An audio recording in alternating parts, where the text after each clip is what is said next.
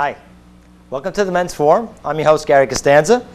And we have a very important subject tonight. We're going to talk about the importance of fathers. This is very important, obviously, to fathers and men, because young men, because eventually they will become fathers. And, of course, our children.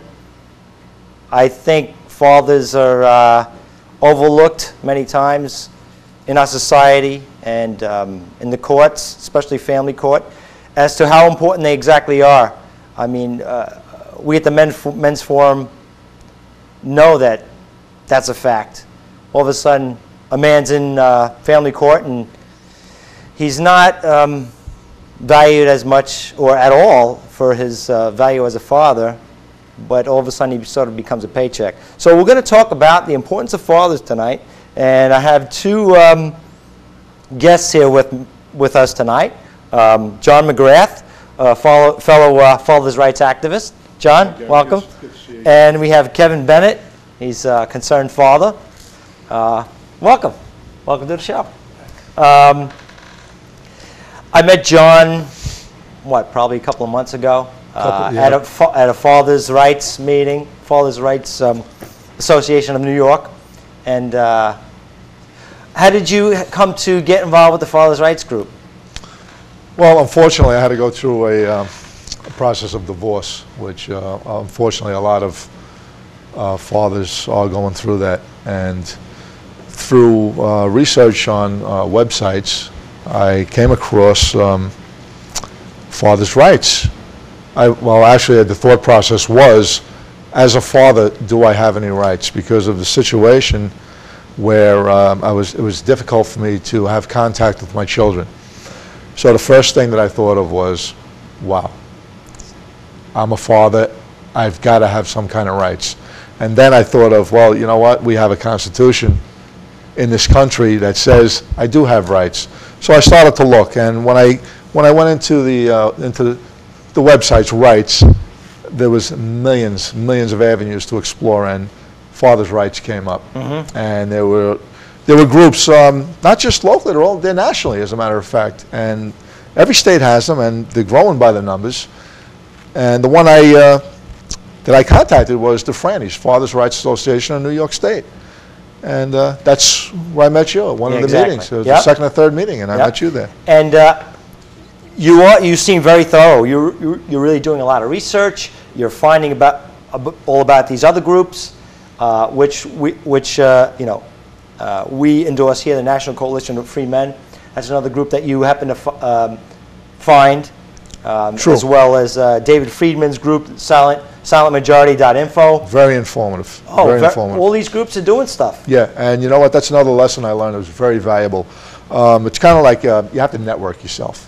You have to do research. If you sit, the old saying, the world's not going to come and find you. You got to go out and find the world.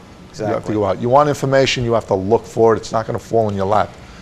And also to change the world. And you know from experience now that there's a lot that needs to be changed. Oh, there's too much.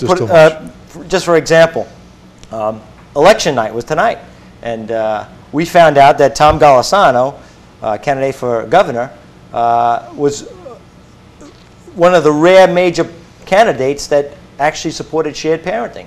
In New York, that's probably our priority for fathers' rights, shared parenting. Yes, definitely. I was ecstatic when I found out that Tom Golisano stood for these domestic law reform positions. Yeah. And I jumped right on the bandwagon. Right, I understand you handed out flyers. Oh, I got very active. I was at his debates in New York City the last couple of weeks.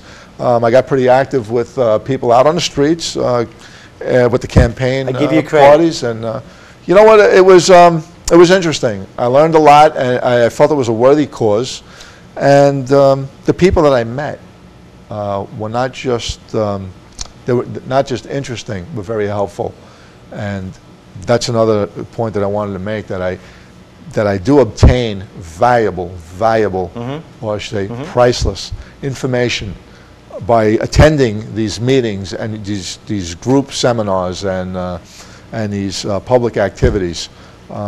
If you sit home doing nothing, trust me, nothing is going to happen. If you want answers, you're going to have to, unfortunately, help yourself. I found that out, that's And for sure. the more help that you give to people, you'll be amazed at how responsive people are at giving help back to you.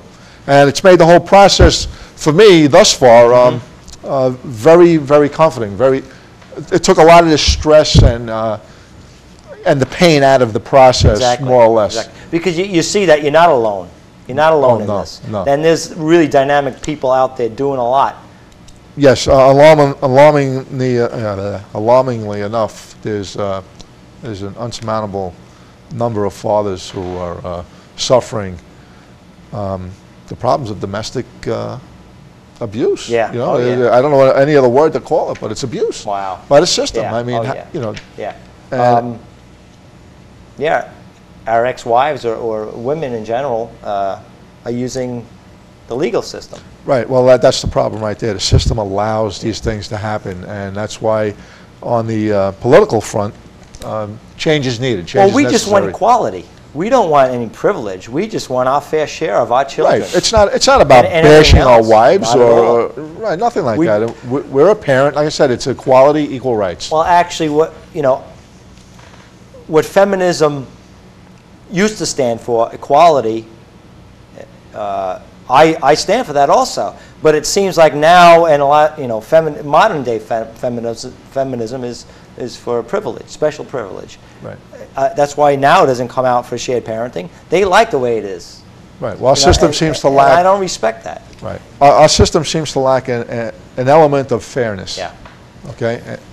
Kevin, what do you think about this? You're a concerned father. What do you see going on? Well, first of all, from a man's point of view, I think women always wanted to be treated equal, like on the job, and they fought for that. And I don't think that's how they look at men's rights for their children. I mean, if they wanted to be treated equally when they were getting jobs, they wanted to get the same pay. They wanted to be treated the same. They wanted to get promotions. Well, all men want is to be treated the same way, to get their kids the same amount of time. And honestly, I didn't really know enough about it until I met John. And I've seen things that he's gone through, speaking to him, and what I couldn't even imagine being without my children. They're too much of my life, and I can't even imagine. Until you're in that situation, you may think you know what someone like John is going through, but you really don't. So I'm all for equal rights for men to see their kids the same amount of time if it's possible, because I think just as much it's important for women to develop their children, whether it's a boy or a girl, it's just as important for a man to develop the kids. Certainly, certainly.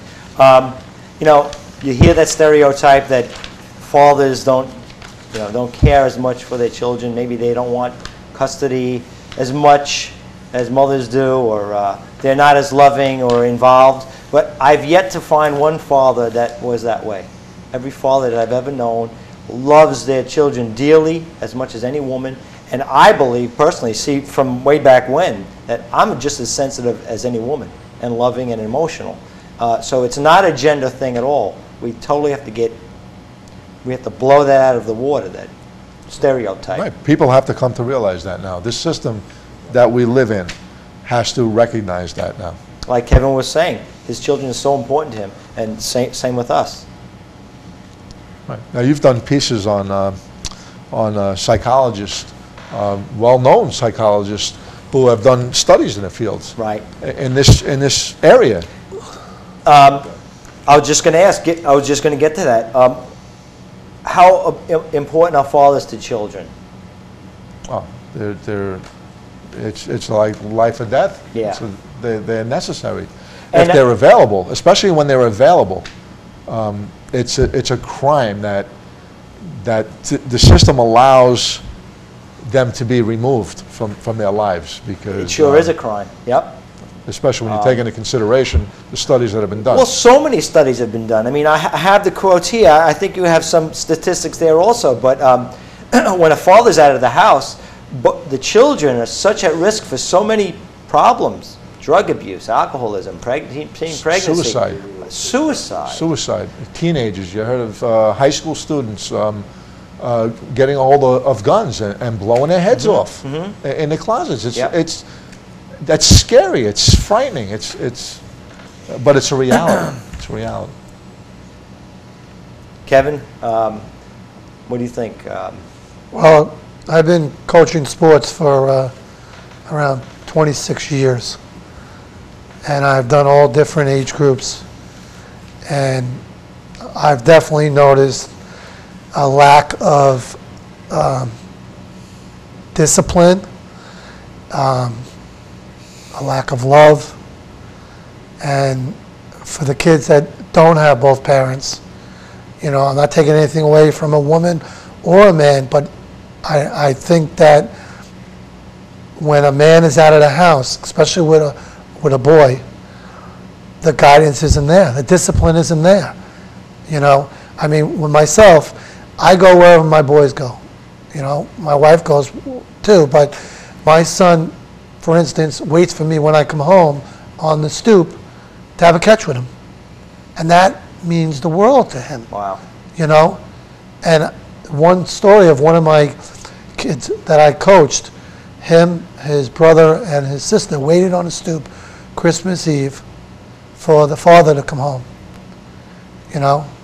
And when he showed up, it was like, it was so important for them to spend time with him. You know? Now they were divorced, and he got to see him, but they didn't see him enough. You know? So I just, you know, I can't even tell you exactly why or how much I do for my children, because I just think that's the way it should be. Of course. I should be there for them all the time. It's funny. Intuitively, I could spot those children who are lacking their father. I could see that. You know. You can see it in their eyes. In my job, you could see they're hungry to interact with you. You probably know. Before you even speak to these kids. When that happens, I try helping them out, and not act as a father, because I don't think anybody could take a father's place, but I act more as a friend, and maybe because I'm older, and I try to get them to know that they can come to me and talk to me, Good. no matter what it is. A male role model. Yeah. They're lacking that. Right. And a lot of them, they're acting out with violence and drugs and alcohol. They're looking for attention, right. no matter bad or good. They're screaming for attention. Right. Divorce, fathers lose daily contact with their children. All of a sudden, you're not in their lives as before. I know I felt like when it happened to me, all of a sudden your identity as a father is gone. You're a visitor now. Right, you're made out to be a bad guy, and this is what's bad. This is where we cross the line. Yeah. When we start getting into this area, because you know, you have an element of vindictiveness that comes into play that causes that, and that's bad, because now you have one parent who's trying to make the other parent look like the bad guy, the bad guy.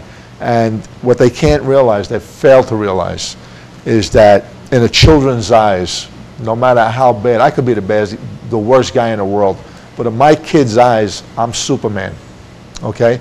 And for you to tarnish that image does more damage to that child than actually enlightening me to be the bad guy. Exactly. Okay, yeah. and that's where I think it's a crime, it's a sin that parents do these things. I don't want to say just the wife, because that works both ways. There are husbands who do the same things in reverse, where the roles are reversed.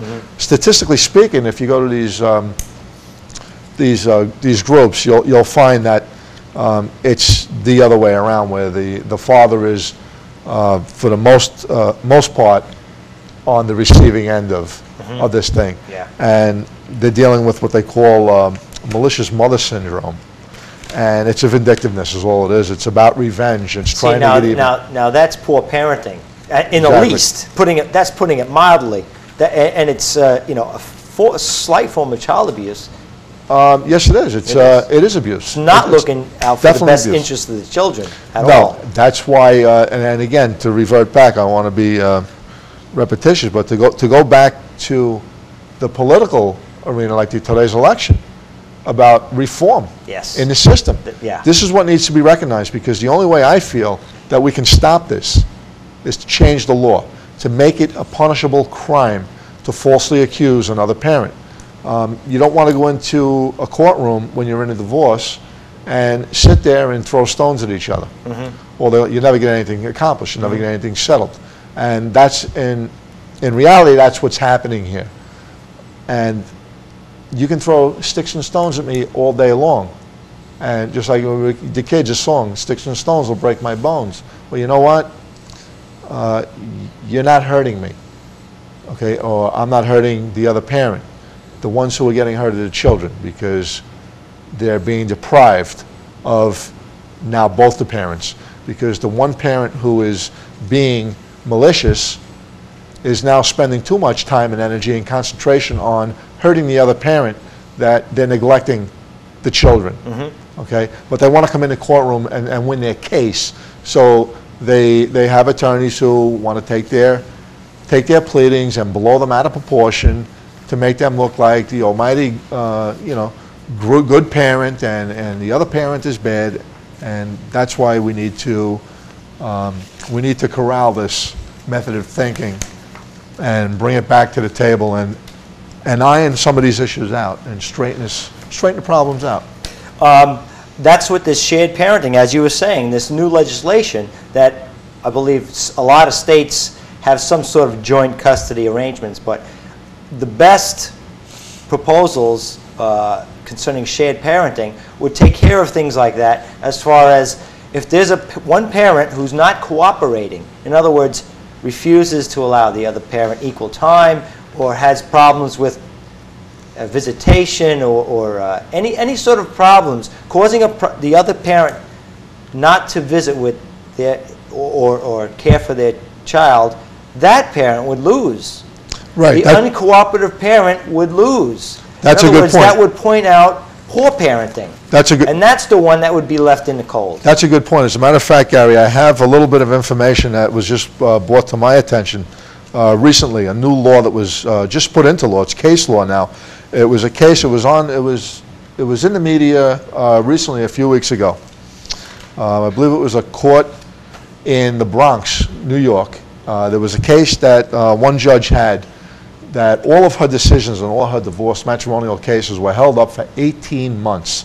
Okay, now you have to figure that a judge, on the average, in a matrimonial suit, visits through approximately 350 matrimonial cases a year. Okay, so are we talking about, maybe, I'm guessing, I don't know, I don't have a fact, but I'm guessing that could be somewhere upwards around 500 cases that were put on hold, that were delayed because of Vern v. Vern, that was decided, a case that was decided and actually disputed and went to appeals. And the case was won in appeals. And all of the cases that were on hold in this judge's courtroom were overturned as a result of this. They brought into law that, you can look this up too, and again on the website, I'll have to print it out maybe for the next show. I'll bring it with you. I'll bring some definite material on it. But it says exactly that. Okay, the parent who interferes with the visitation and the activeness of the other parent during that scheduled allowed time will be recognized now as unfit. Very good. But we don't know this in the courtroom. So what we have to do, this is a fact, if you're having a divorce action and you're having a problem with visitation, I suggest very highly that you, like I said, do the research yourself, get on the internet, get on a website, or ask your attorney directly to cite case law Vern v. Vern and get the information and the facts on this. That is being proactive. Very good. Okay, right. You do have to be. Yeah, and again, like I said, if I didn't attend meetings and constantly look through websites, I wouldn't find out information like this. And this this case law itself, it's minute on the scale of the size of the mountain that needs to be climbed here. Mm-hmm. But like any journey, starts one step at a time, and that might help somebody greatly, immensely, just by knowing that piece of Who's information. fighting this shared parenting, this equality? You would think that most people or most groups, it's sort of a no-brainer. It's for the good of the children to have both children, You know, it to makes have both parents involved in their lives. You know, if you look at shared parenting, if you just read on it and just do a little research on it and get some knowledge, some information on shared parenting, it's a non partisan issue. It's Exactly, non-biased. exactly. But now you have I don't know if you would call them radical Feminist groups, but yeah. Entrenched industries, feminist industries, child support industries, the judge and lawyers. That's $1 billion Yeah, it's a money gorilla. machine. It's a money machine. That is going to be tough to dismantle. Right. Yeah, this is true. But Well, that's the opponents that we have. right, but well, yeah, this is definitely a strong issue, and it's a tough issue, and it's not going to be easy to get some reform in this sense. Well, I had wrote down here how to keep kids in our lives, and of course, one way to do that is prevent divorce. I think something Golisano was supporting was enforced mediation before getting divorced.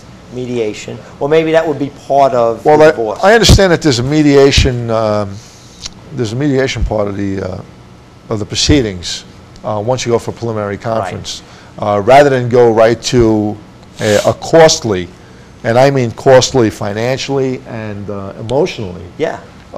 period of trial. That you would sit with a court-appointed mediator and try to do, and again, it's the framework, of your mind, what you're thinking, because in order for this to work, both parents have to be thinking of the children. Right. You have to be on the same page, because And they have to cooperate. right, you're doing what's best for Yeah. both. So you know what?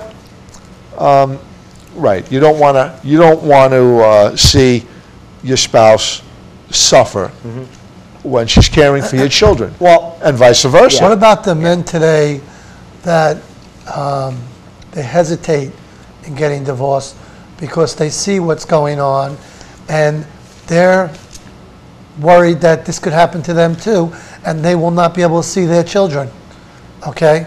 And they'll get stuck in the same situation, and then you wonder, is this good for the kids to stay together, or is it better to separate, get divorced, and possibly lose your children, your rights? exactly. Now, but I think on a personal level, you know, in each case has got its own personalities, but due to the circumstances of each person's personal situation at home, and the thinking process, what's going on in the home. Right.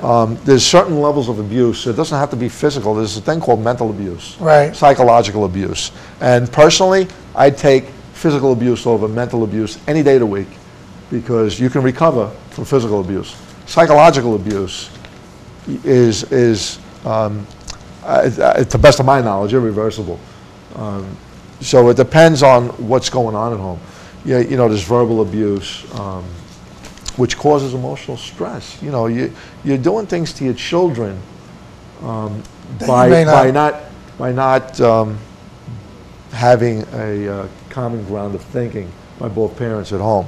And my personal opinion is basically this: if there's no love in the house, your children realize it. They know it. They see through it. You mean if there's no love for There's no love in your house. I mean, the husband and the wife? husband and a wife, right? And I mean, right. There's got to be a nucleus of a loving circle. I was brought up Catholic. My religion taught me that family value, more or less, and it's just my belief. I mean, everybody's going to form their own opinion about that issue, but me personally.